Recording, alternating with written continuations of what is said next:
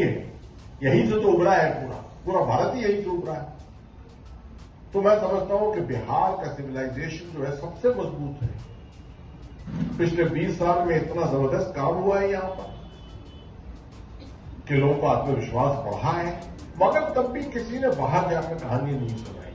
ये न्याय जरूरी एक काम है जिसमें अब हमें लगन के साथ करना पड़ेगा, क्योंकि अगर ये जो बड़ा काम जो बिहार एजुकेशन समिट इस तरह से हो रही है, ये एजुकेशन की तरफ अगर बढ़ना है और क्वालिटी एजुकेशन को अपनाना है तो ये कहानी हमें बाहर सुनानी पड़ेगी। उससे क्या होगा, स्टूडेंट्स आपके पास है, अध्यापक आपके पास है, यूनिवर्सिटीज आपके पास है, एजुकेशन सिस्टम आपके पास है, उसके अंदर अगर बढ़ोतरी चाहते हैं हम, we need a progression this entire thing, तो आपको एक इन्वेस्टमेंट पैसे के तौर पे नहीं, एक इन्वेस्टमेंट ऑफ इंटरेस्ट एक लाना पड़ेगा।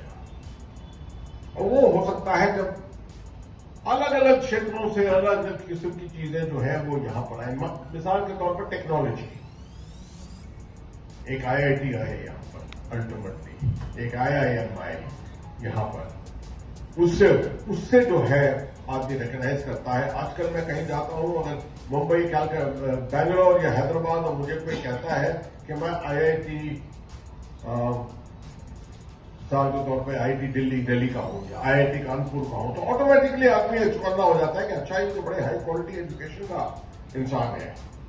वो रेपुटेशन बहुत जरूरी है। और हमारा मुद्दा ये होना चाहिए बिहार में कि ऐसे इंस्टीट्यूशंस हों कुछ जिनमें अगर कोई पढ़ा हुआ है तो जाकर बाहर बिहार की कहानी सुनाए और लोग कहें कि देखिए बिहार में भी क्वालिटी एजुकेशन इस किस्म का है।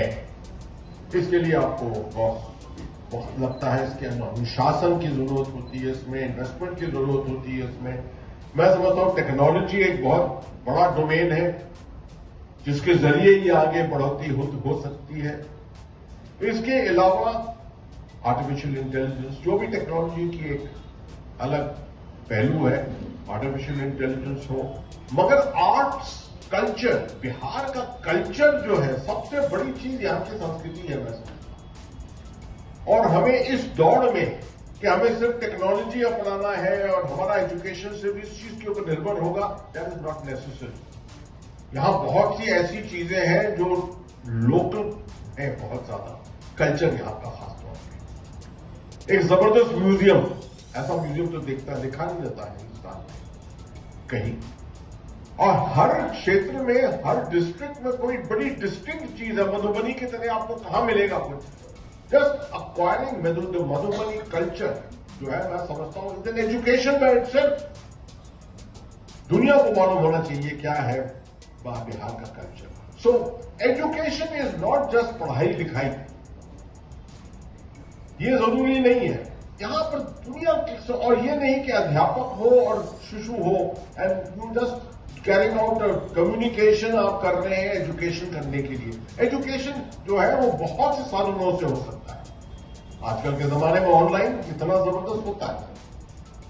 मैं तो चाह रहा हूं कि लोक भवन जो है, लोक भवन के अंदर कभी ऐसा समय ना हो कि कोई ऐसा इवेंट नहीं हो रहा है। हमारे पास छोटा सा एक दरबार हॉल है, 200 लोगों के लिए। पीछे एक बहुत बड़ा अच्छा टेंट सिस्टम है जिसमें 1000 लोग बैठ सकते हैं। क्यों ना हर वक्त कोई ना कोई इवेंट होता रहे, इस तरह का इवेंट। ये इवेंट भी तो एजुकेशन का इवेंट है। आप एजुकेशन की बात कर रहे हैं मगर साथ में एजुकेशन भी दे रहे हैं। तो don't take education only to be teaching. Education बहुत तरीकों से होता है और मैं चाहता हूं कि लोक भवन के अंदर में हर समय कोई ना कोई इवेंट जो है वो अपनाता हो। सेमिनार्स हो, सिंपोजियम्स हो। दुनिया भारत से क्यों, अकेले भारत से बाहर से लोग आए, बात करें, 10 मिनट 15 मिनट आके अपने विचार दें। द वर्ल्ड ऑफ आइडिएटिंग जिसको कहते हैं, आइडियाज को एक्सचेंज करना, उसको कहते हैं आइडिएटिंग।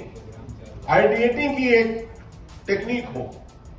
मुझे याद है मैं इंग्लैंड में एक दफे एक कोर्स कर रहा था,